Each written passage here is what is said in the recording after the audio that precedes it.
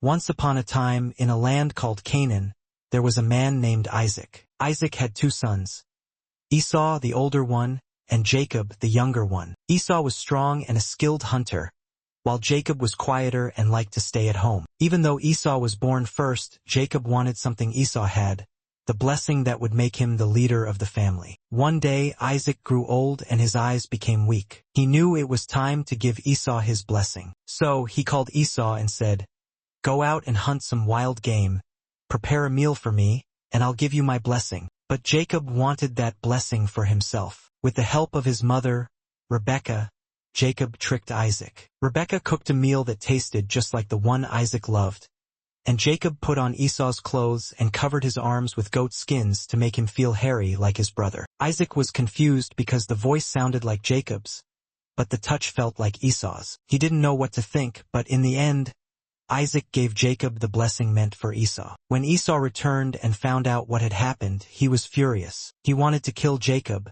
but Rebekah told Jacob to run away and go to her brother's house in Haran. So Jacob left, heartbroken and alone, with nothing but his staff and the clothes on his back. As Jacob traveled through the wilderness, he stopped to rest one night. He used a stone as a pillow, and while he slept, he had a strange and beautiful dream. In the dream, he saw a ladder reaching from the earth to heaven, with angels going up and down. At the top of the ladder stood God, who spoke to Jacob and said, "I am the Lord, the God of your father Abraham and your father Isaac. I will give you and your descendants the land you're lying on. Your family will be like the dust of the earth, spread across the land, and through you all the nations of the earth will be blessed." Jacob woke up amazed. He realized that God was with him, even in his journey of running away from his past mistakes. Jacob called that place Bethel, which means house of God, because he had encountered God there. Jacob traveled on and eventually arrived at his uncle Laban's house. He worked there for many years, and during that time he fell in love with Laban's daughter,